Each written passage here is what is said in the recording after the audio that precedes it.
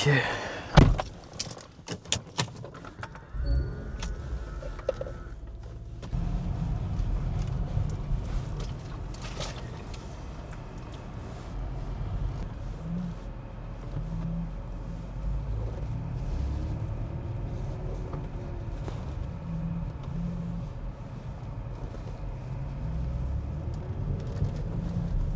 On entend souvent dire oui, quand tu dois entreprendre seul, tu dois être dans ton mindset, dans je sais pas quoi.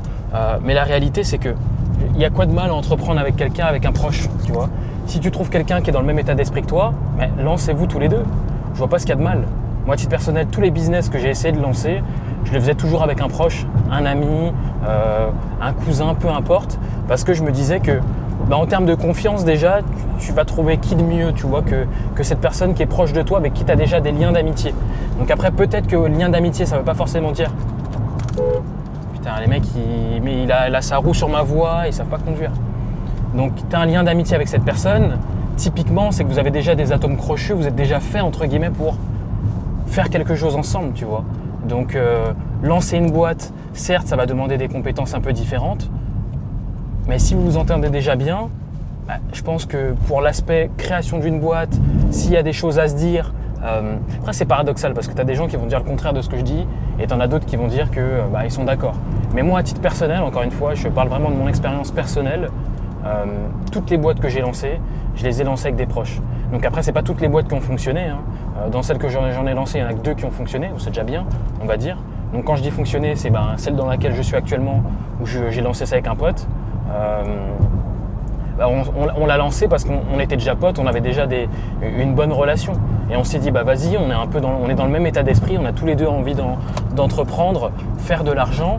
Il y a quoi de mieux que ça en fait? Tu peux trouver qui de mieux qu'un proche à toi qui veut entreprendre également? Il y a qui de mieux? Donc, moi, à titre personnel, je pense qu'entreprendre avec un proche, c'est pas négatif. Après, forcément, tu as aussi l'aspect où, je vais pas mentir, j'ai déjà proposé à des proches de bosser avec moi. Quand je dis proche, ça peut être ami, c'est pas forcément famille. Et ça l'a pas fait parce que soit la personne n'était pas forcément dans le même état d'esprit que moi au moment où je lui ai proposé. Donc c'est aussi ça, c'est que c'est une question de, faut être sur la même longueur d'onde et il faut être dans le même niveau d'urgence. C'est-à-dire que si tu veux entreprendre mais que la personne avec qui tu veux le faire n'est pas dans l'urgence comme toi, n'a pas envie d'entreprendre maintenant comme toi, ça va pas le faire. Donc il y a vraiment cet aspect où il faut que vous soyez sur le même niveau d'urgence et que tous les deux vous ayez envie d'avoir votre boîte qui fonctionne et vous êtes motivés pour le faire. Et je pense qu'à ce moment-là, ça fonctionne. La voiture est top, je suis à 150, j'étais à 150, j'ai ralenti là. Les sensations sont bien, je me sens à l'aise, le mode sport est plutôt sympa. Vraiment le Macan là, je peux pas regretter cet achat. Je le dirai dans toutes mes vidéos je crois, mais je kiffe cette voiture. Donc là je vais à Costa del Este, attendez, je vais essayer de doubler les gens et m'insérer au dernier moment. C'est pas cool mais j'aime bien faire ça, parce que j'arrive toujours vite. Donc vu que j'arrive toujours vite, il me faut un peu de temps avant de ralentir et pouvoir m'insérer. Mais ça va, je dérange personne. Donc ce matin j'ai travaillé sur la conciergerie, on a eu quelques plaintes, comme d'hab, des gens qui se plaignaient de certains trucs. Tu essaies de faire le taf parfaitement, mais tu en auras toujours qui vont trouver un petit truc à dire, c'est normal, c'est les métiers de service. Quand tu proposes des services à d'autres personnes, surtout des particuliers, en plus dans le milieu hôtelier, alors c'est le pire. Je ne sais pas s'il y en a d'autres qui sont dans la même niche que moi, mais quand tu es dans le service, dans le monde hôtelier, c'est tous les jours des plaintes. On gagne de l'argent et en plus de ça, on n'a pas de dépenses, donc je ne vais pas me plaindre. Le bénéfice, c'est 100%, on fait des revenus, mais le point négatif, c'est que les gens se plaignent tout le temps, quoi. Ils ont toujours un truc à dire. Après, je vais pas généraliser, t'en as qui sont plutôt cool, ça se passe bien, tu vois, il n'y a pas de... Mais là, typiquement, aujourd'hui, il y a eu une coupure d'électricité dans l'immeuble, donc on a eu un voyageur qui s'est plaint. Je comprends, je me serais plaint de la même manière si ça arrivait. D'ailleurs, là où j'habite au Panama, ça arrive que des fois, il y a des coupures d'électricité. Après, il y a un générateur, donc c'est jamais très long. C'est la faute à qui, tu vois? C'est pas la faute au propriétaire. Je vais pas appeler le propriétaire et lui dire il y a une coupure d'électricité. S'il habite dans le même bâtiment, il y a une coupure d'électricité également, tu vois. Donc c'est pas propre à lui, il n'a pas fait les travaux nécessaires ou peu importe. Donc sur ça, j'essaie d'être assez indulgent, sachant qu'en plus, moi j'ai ma boîte dans un secteur similaire. Mais Mais voilà quoi. Bon là j'ai fait une petite pause. Je suis tombé sur un fou du bus. Je suis en train de répondre aux commentaires de ma dernière vidéo où j'ai fait une visite de mon appartement. Il m'a envoyé un message, il est tellement long. Attendez, je vais vous montrer parce que je peux pas répondre à un message aussi long, c'est abusé. Genre il m'a écrit un pavé. Je sais pas si j'ai dû peut-être date sa fille ou faire un truc. Attendez, regardez.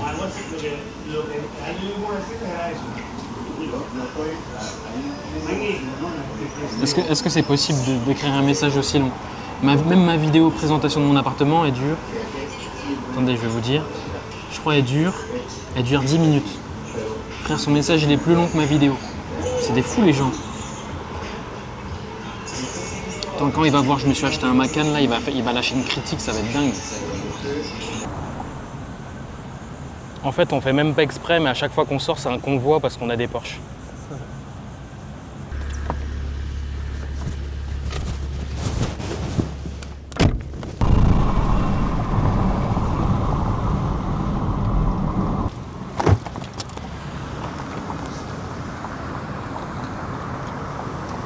Bon, là on vient d'arriver. On a roulé quoi, une vingtaine de minutes. Je vais vous montrer où on est à Hong Kong Hill. Plutôt sympa. Et là, le fameux drapeau du Panama. Non mais vraiment, le gars fait une rando en mocassin, je sais pas si vous vous rendez compte. C'est un ouf. C'est un ouf. Randonnée plutôt simple en vrai. En toute transparence, c'est pas trop mon truc, mais bon. C'est du sport, c'est important. Il faut rester en forme. Journée assez simple, hein. J'ai pas fait grand chose au final, j'ai travaillé ce matin. Sport obligatoire, et puis la petite randonnée l'après-midi pour faire passer le temps également. C'est aussi ce qui est intéressant quand tu as ta boîte, c'est que tu n'as pas d'horaire, tu bouges quand tu veux, tu n'as personne pour te dire ah bah non, il faut rester au bureau. Donc c'est vraiment un truc à prendre en compte. Quand vous hésitez à vous lancer, dites-vous qu'à un moment tu vas arriver à un stade où en fait tu es ton propre patron, tu fais ce que tu veux. Donc là j'ai envie de faire une randonnée, je vais faire une randonnée. Si on doit aller à la plage, j'irai à la plage. Donc on est libre en fait, tout simplement. Donc voilà, là on est arrivé tout en haut. On a rempli l'objectif.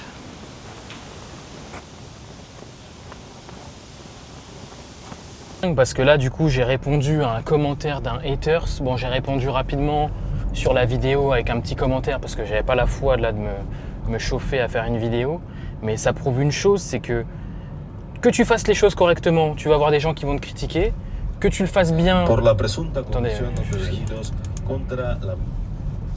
en fait, ce qui est dingue, c'est que tu auras beau essayer de faire les choses correctement, on te critique. Tu fais les choses où tu fais une erreur, on te critique.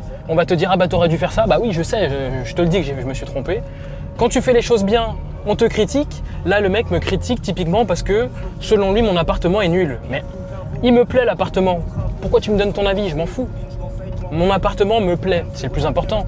Après, je le partage sur les réseaux sociaux, je le partage sur YouTube parce que voilà, je fais du contenu. J'estime que ça peut être intéressant, ça change.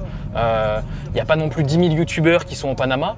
Donc, si ça t'intéresse pas, Booba il l'a toujours dit, ça t'intéresse pas, tu cliques pas et puis c'est tout. Mais ne viens pas nous saouler avec tes commentaires. Le mec, il m'a envoyé un pavé énorme. J'ai même pas pu lire tout le commentaire tellement il y avait de choses écrites. En plus, il dit des conneries, le mec. En plus, souvent, ce qui me dérange, c'est que ça peut être constructif. Mais étant donné qu'il met de l'animosité dans son commentaire, bah forcément, moi, je me bloque. Je vais pas aller écouter ce qu'il dit. Et je vais lui faire une réponse avec de l'ego. Donc, je vais lui dire des conneries aussi. Et ça avance pas, c'est inutile. Donc, si je suis mature, je réponds pas, je m'en bats les couilles. Mais si je suis pas mature, je réponds. Et je suis pas du tout mature. Donc, je vais répondre. Donc, c'est dingue, en fait. Tu tombes sur des gars en fait, je suis pas encore prêt à être mature. Parce que j'adore ça, j'aime le fight, je suis quelqu'un de très taquin de base, donc moi les haters, je vais pas dire que j'ai des haters, hein, je suis personne, mais ah bon, faut y aller les gars, on va pas attendre 1000 ans, j'y vais moi, hop, c'est bon. Les routes ici là, laisse-moi activer le mode sport là, et m'échapper. Oh là là, c'est bon, ouh loulou. Allez, le scooter là, hop, on se met sur le côté, on se met pas sur le côté, bon je passe, merci. Hop là, le mode sport il sert à ça, il sert à s'échapper, se faufiler. Mais bref, c'est juste pour dire que les messages de haine, j'ai jamais compris ça. Moi, il y a des gens que je n'aime pas sur les réseaux sociaux, j'estime que voilà, ça me parle pas, je ne regarde pas, je vais pas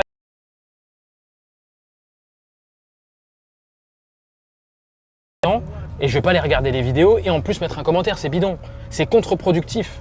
Même pour ton karma en vrai. T'es là, t'écris des commentaires négatifs, ça sert à qui? Ça sert à personne. Oh là là, il y a un serpent sur la route. Ah non, c'est un canard. C'est un canard. C'est un canard. Il est en mauvais état, je crois qu'il s'est fait écraser. Mais bref, c'est juste pour dire que ouais, les messages de haters, j'ai jamais compris le principe. À quoi ça sert? Tu commentes, la personne elle est produit et elle est là. En fait, il y a les consommateurs et il y a ceux qui font. Tu peux consommer, je consomme du contenu. Mais il faut avoir un état d'esprit où tu te dis voilà, je consomme le contenu pour derrière produire, faire quelque chose. Consommer le contenu juste pour consommer le contenu, ça n'a aucun sens. Même quand je regardais des films, des séries, tu essayes d'en tirer du bon de ce que tu regardes. Que ce soit sur l'état d'esprit de la personne, du personnage principal, ou même des antagonistes. Tu vas essayer de voir un peu les erreurs qu'ils ont faites, que tu peux éviter. En fait, faut qu'il y ait une leçon derrière. Mais juste commenter et faire un commentaire négatif, ça sert à rien. Parce que même une personne que tu n'aimes pas aura forcément quelque chose qui a fait mieux que toi. On n'est pas parfait. Donc prends cette chose-là, et puis le reste, tu t'en fous, tu vois. Ça n'a pas de sens d'être là à commenter, je comprends pas. Mais bref, je vais pas en parler 10 000 ans. Parce que ça m'essouffle. Bon, fin de vlog. On a fini la petite randonnée. Là, j'ai un petit creux, donc avec Andrew, on va aller se manger une petite assiette là. Je pense que je vais prendre des quesadillas, histoire de rester dans le thème. Et puis voilà, c'était tout pour moi.